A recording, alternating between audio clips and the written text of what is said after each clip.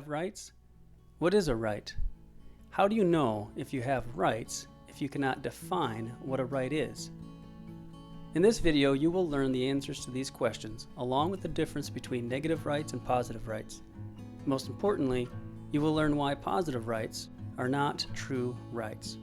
An understanding of natural rights is essential to preserving freedom and keeping civil government limited to its proper role. It is common to hear the word right thrown around in American political discourse by politicians and activists alike. One often sees protesters and demonstrators waving signs expressing a desire and that a particular right be granted or recognized. You hear protesters shouting about rights that are being violated. But do you have rights? What is a right? If you cannot define the word right, then how do you know that you have them? Can rights be violated? Again, if you don't know what the meaning of the word right is, then how will you know when one is threatened, and therefore, how will you be able to protect your rights and your liberty? The idea and understanding of rights is essential to limiting government and preserving liberty. In order to accurately identify what a right is, and when a right is threatened, one needs a definition. Good definitions leave little to no room for ambiguity.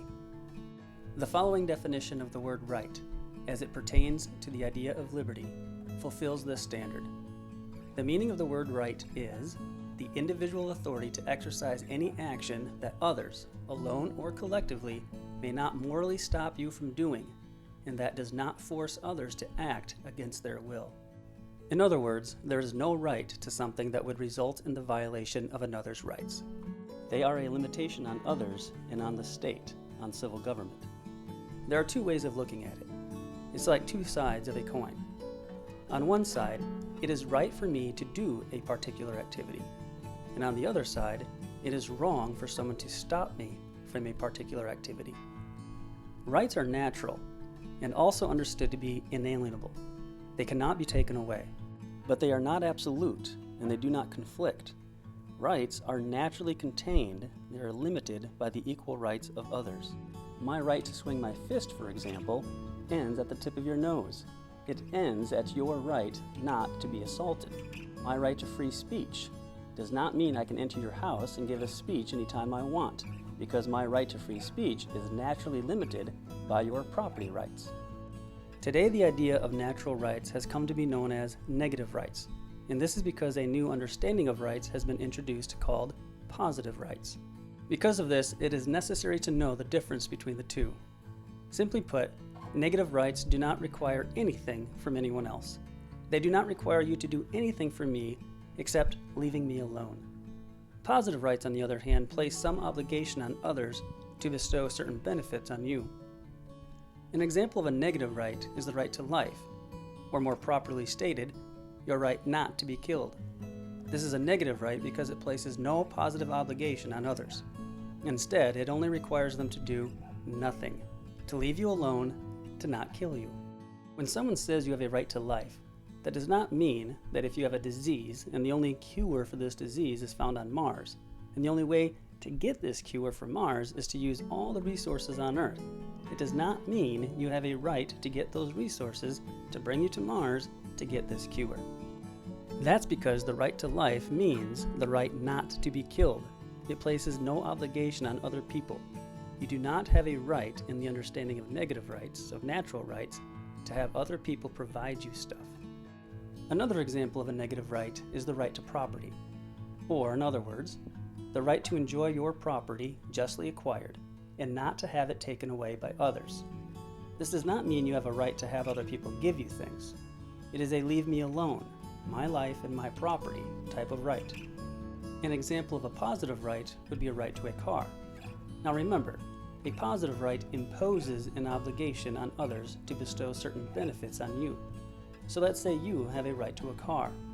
People argue that, hey, how can anyone prosper without adequate transportation?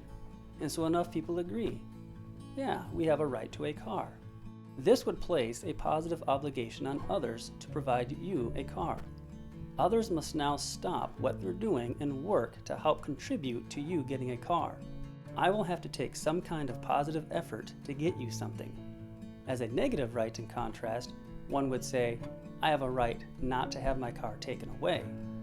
You see the difference?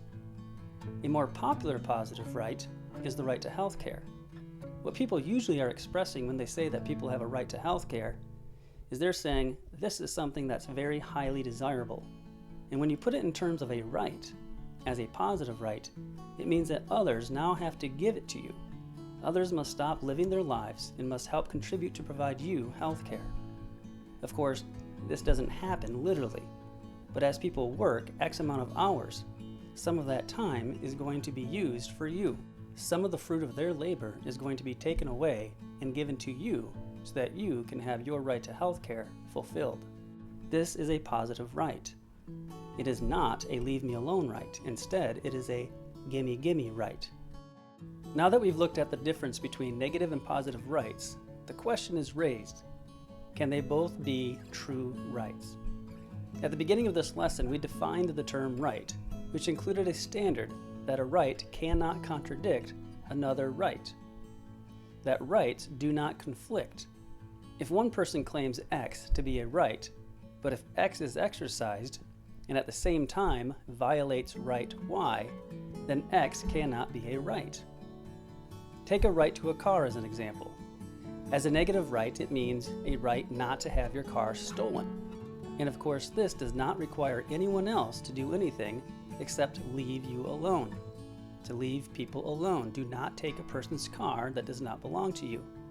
As a positive right, however, it would mean that you have a right to be given a car. Does this require anyone else to do anything? If the answer is yes, how would they be made to do it? If someone came up to you and said, hey, this guy over here has a right to a car, we're going to take yours and give it to him. Would you be okay with that? Of course not. You'd say, this is my car, and I have a right to it. I have a right for it not to be taken away. Another way they could get the guy a car who has a so-called right to a car is they'll take the fruit of other people's labor. People are working and producing a product or offering a service in exchange for money. Well, some of that money will be taken from you to buy a car for the guy that has a right to a car. Either way, you're being forced to help some guy get a car. That means a positive right requires an element of force, or the threat of violence, or actual violence, to take other people's money, some of the fruit of their labor, to get the guy the car that he has a right to. The obvious conclusion then is positive rights are backed by force or the threat of violence or violence itself. It clearly contradicts or conflicts with other rights, and since it does, positive rights are not natural rights, nor are they true rights. Another way to think about this is to consider two people living on a deserted island. How would these two people enforce their right to life or their right to property, to food on each other? From a negative rights view, it's easy to enjoy your right to life for both of them at the same time. Just don't kill the other. And it's easy to enjoy your right to property, to food. Just don't take the other person's stuff. It imposes no obligation. No one is forced to act against their will. Both can exercise these rights at the same time. But from a positive rights view, the other person is obligated to provide you food. So the right to property, to food, cannot both be enjoyed at the same time. The other person is obligated to supply you food. Under a positive rights paradigm, how does one enforce their right to food on the other if they both refuse? One would win and the other would lose. So do positive rights violate another person's natural rights? Yes. Are positive rights true rights? No. Why? Well, by imposing an obligation on others, they violate their natural rights. They force people to act against their will. It interferes with my negative right to liberty and property. For more specifics on the importance of property rights, for an explanation on why group rights are not true rights and why such claims are actually dangerous, and to learn that there are some positive rights exceptions, that some positive rights are actually good, watch my video titled Understanding Rights. See the link in the description below. I provide standards to help discern between liberty promoting positive rights and liberty destroying positive rights.